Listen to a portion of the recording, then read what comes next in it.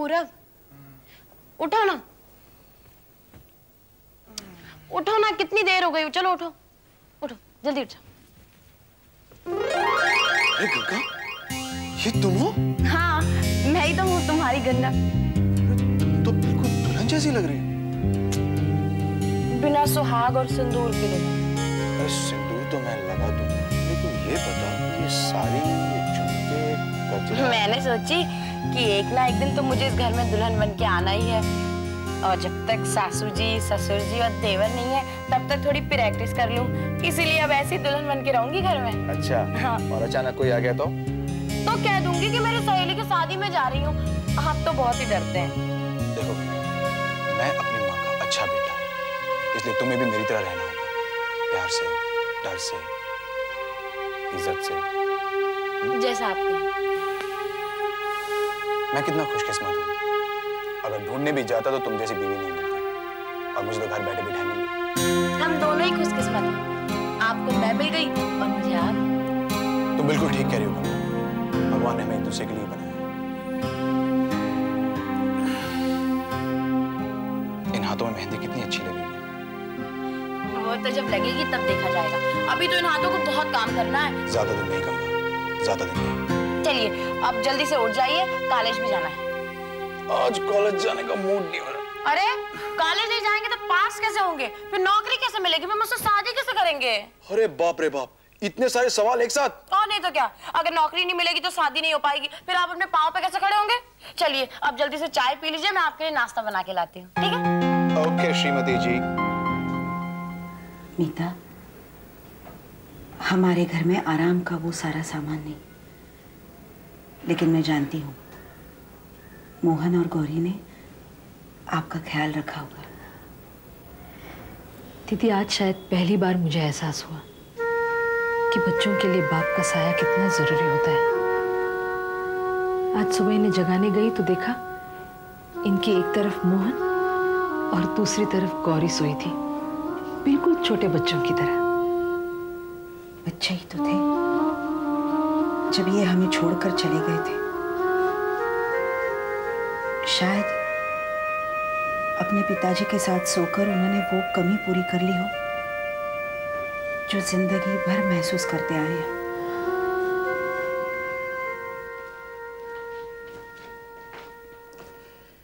सीता देवी, अब आप बिल्कुल ठीक है, सारे रिपोर्ट्स नॉर्मल हैं। जब आपका बेटा आए तो उसे बताइए कि आप आज ही घर जा सकती हैं। जी। बिल नीचे काउंटर पर देना है। मैं अभी जाके बिल लेके आती हूँ। हाँ? मैं इनकी छोटी बहन हूँ और जनार्दन जी इनके पति हैं। ओह। मैं अभी आती हूँ।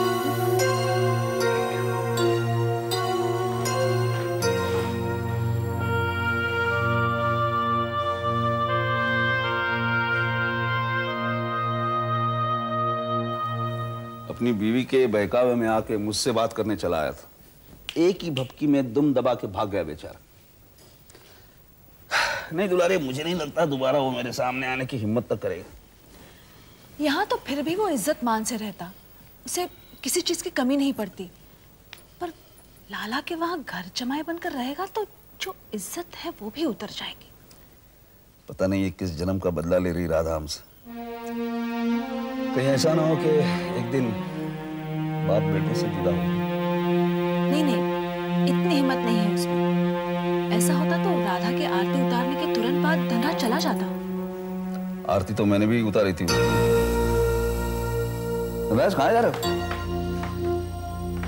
आपका हुक्म मानकर हम ये घर छोड़कर जा रहे हैं। क्या? तो आखिर तुमने अपना घर छोड़ने का फैसला कर ही लिया, और ये फैसला कोई नहीं बदल सकता। तुम जानते हो इसका नतीजा क्या होगा? अच्छा ही होगा। मैं आजादी की सांस ले सकूंगा, इज्जत की 2 रोटी खाकर भगवान का शुक्र अदा कर सकूंगा। धनराज, ये तुम नहीं, तुम्हारी बीवी तुम्हारे मुंह से बोल रही। ये पट्टी शायद उसी ने तुम्हें पढ़ाई है। नहीं पिताजी, ये मेरी अपनी सोच है। यहां रहकर मेरा दम घुटने लगा है। अच्छा, कब से? जब से राधा यहां आई है तब से? नहीं, जब से अकल आई। देखो धनराज, एक दिन तुम अपने किए पे पछताओगे। अगर पछताना भी पड़ा तो मैं वापस नहीं आऊंगा। मैं मानता हूं कि अपने पैरों पर खड़े होने के लिए वक्त लगता है, लेकिन मैं घबराऊंगा नहीं।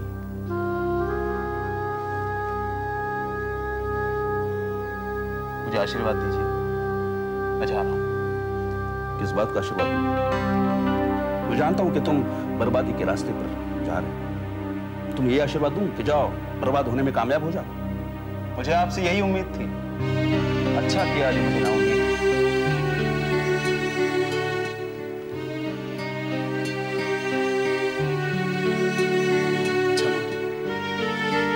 जाओ बेटा, सुखी रहो, भूलो मत।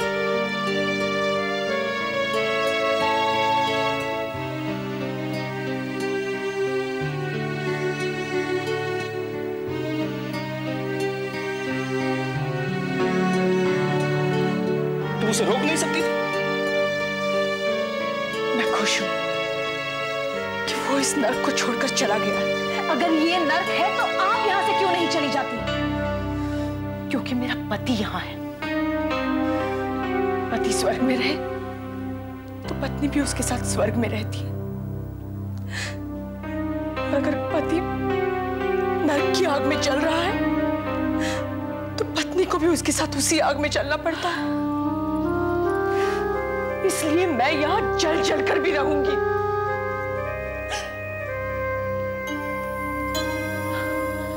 आप फिक्र मत कीजिए, धनराज जल्द ही वापस आ जाएगा। नहीं, वो आएगा भी है।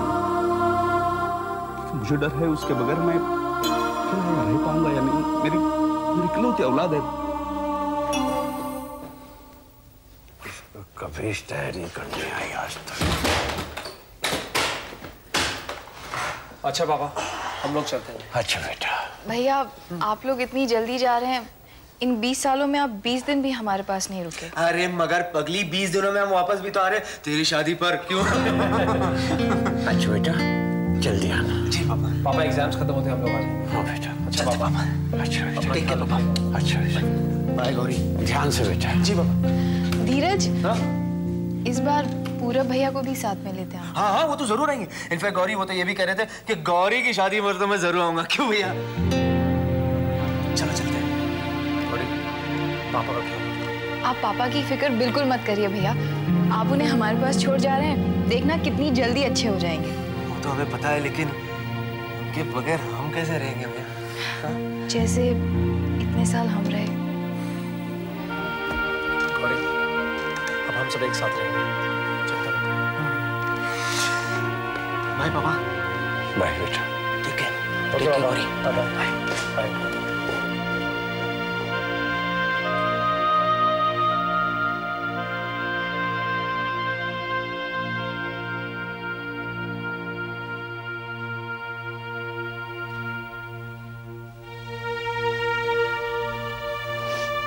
गौरी, क्या बात है बेटा? पिताजी, लड़के कितने खुशनसीब होते हैं ना। क्या मतलब? वो हमेशा अपने माँ बाप के पास रहते हैं। पगली, तुम भी हमारे साथ रहना। हा? लेकिन हमारी तो शादी हो जाएगी, हम चले जाएंगे ना।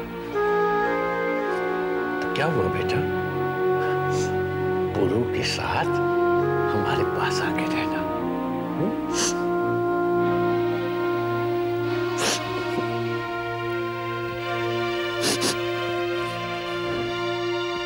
मालिक, मालिक, राधा बेटी और धनराज बाबू आ गए। आ गए? हाँ। आओ बेटी आओ। जीते हो। नमस्ते अंकल। जीते हो बेटा। क्या बात है, आप परेशान लग रहे हैं? नहीं, मैं अपने फैसले से परेशान नहीं हूं धनराज। कौन बाप ये नहीं चाहेगा कि उसकी बेटी खुश रहे। मैं बस ये सोच रहा था कि पृथ्वी इस बात का बदला कैसे लेगा कि मैं उसके वारिस, उसके इकलौते बेटे को अपने घर ले आया हूं। आप चिंता मत कीजिए, वो आपसे बदला नहीं लेंगे। उनको जो गुस्सा करना था उन्होंने मुझ पर उतार दिया। आपके बारे में कुछ नहीं कहा। क्या ये भी नहीं कहा कि मैं लाला को बर्बाद करूंगा? कुछ नहीं। वैसे भी देखा जाए पिताजी तो ऐसा कुछ नहीं करेंगे, क्योंकि आपकी बर्बादी का मतलब है धनराज की बर्बादी, और ऐसा वो कभी नहीं चाहेंगे। राधा बिटिया, तुम्हारा कमरा तैयार है। हाँ बाबू। आइए आइए धनराज बाबू, आइए।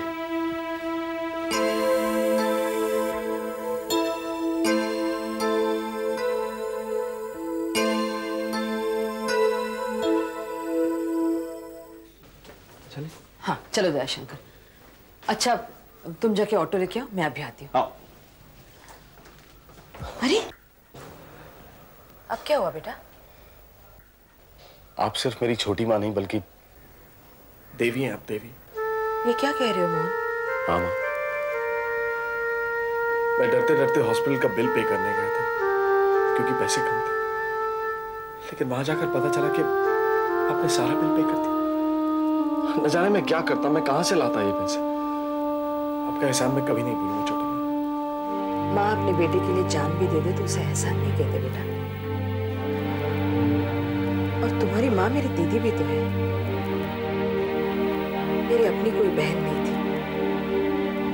अब जाके एक दीदी मिली है तो मैं क्या उनके लिए इतना भी नहीं कर सकती? छोटी माँ, मैंने स्कूल में पेंशन फंड से लोन के लिए अप्लाई किया। जैसे ही वो मिल जाएगा मैं आपका एक एक पैसा चुका दूंगा।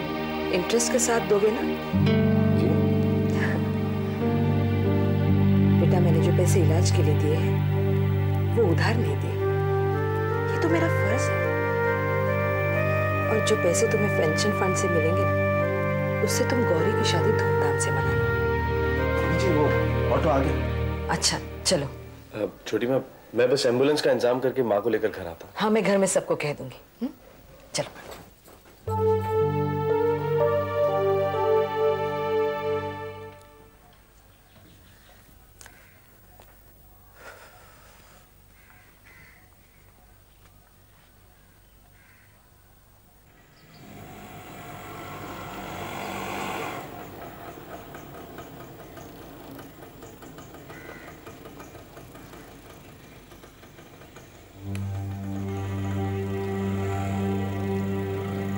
कहाँ थी तुम?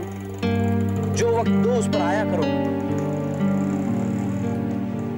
अब तुम भी मुझ पर चिल्लाना मत शुरू करो। ऐसे ही मैं तुम्हारी वजह से काफी डांट खा चुकी हूँ। घर पर कैसे पता चल गया? तुमने बताया? इतने सारे लोग हैं, किसी ने इकट्ठे जरूर देख लिया होगा। अगर ताऊजी को पता चल गया ना तो मेरी जान ही निकाल देंगे। डरो मत पद्मा, आज के जमाने में कोई किसी की जान नहीं निकालता। और अगर तुम मुझसे प्यार करती हो तो कह देना, मेरा नाम ले लेना। मैं कोई लूला लगड़ा तो हूं नहीं कि उन्हें मुझ पर एतराज होगा।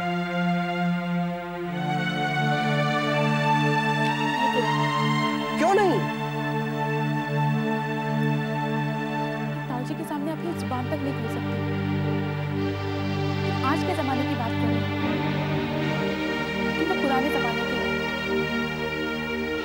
की इजाजत कभी नहीं देंगे कि मैं तुम्हें इस तरह पार के हॉस्टल में मिलूं। तुम क्यों डरती हो? मैं हूं ना। मोहन भैया ने भी मुझे हॉस्टल की तरफ आते हुए देख लिया था और उन्होंने भी यही कहा था कि मैं तुमसे ना मिलूं। क्या तुम ये नहीं जानती थी कि तुम्हारे ताऊजी और तुम्हारे भैया तुम्हें मुझसे मिलने से रोकेंगे?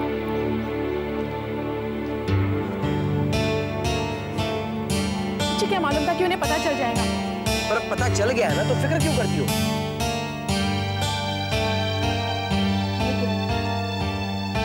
अब मैं तुमसे फिर कभी नहीं मिलूंगी। पद्मा। नहीं किरण, प्लीज फॉरगेट मी।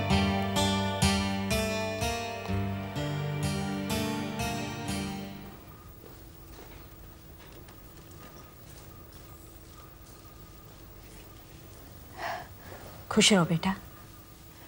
माँ, तुम्हारा दूसरा जन्म हुआ है। अंदर आओ।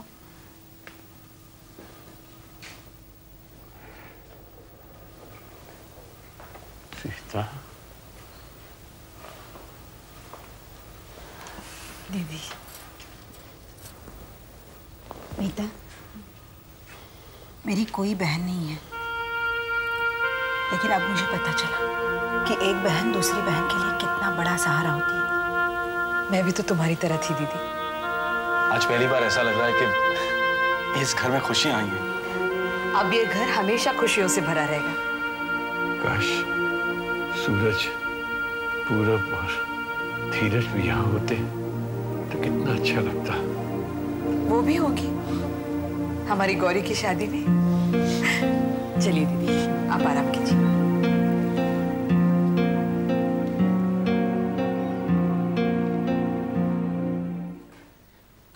लाला जी, आपने बताया नहीं कि मुझे काम क्या करना पड़ेगा। बस 1 हफ्ते में सीख जाओगे। राधा, एक बात है, खाना तुम बहुत अच्छा पकाती हो। अच्छा। क्यों? तुम्हारे घर में इसने कभी नहीं पकाया? कहाँ पिताजी, इनके घर में तो हमेशा नौकरों के हाथ का ही खाना चलता है। हाँ बेटा, फर्क तो पड़ता ही है। वही सब्जियां होती हैं, वही मसाले, वही घी है। लेकिन हम लोग खाने में एक बहुत ही जरूरी चीज डालते हैं। वो क्या? प्यार का छौंका। काका आया राधा बिटिया। जरा देखिए तो कौन आया है। अरे आप सब्जी तो लीजिए। बहुत है, बहुत है। कहाँ बहुत है, एक तरफ तारीफ कर रहे फिर खा कुछ भी नहीं रहे। इतनी स्वाद बनी है मैं बता नहीं सकता, पर मुझे पता नहीं लगा ये कौन सी सब्जी है। प्यार के छौंके वाली। अच्छा मिर्च दो। अरे बस करो, कितना अचार दोगी?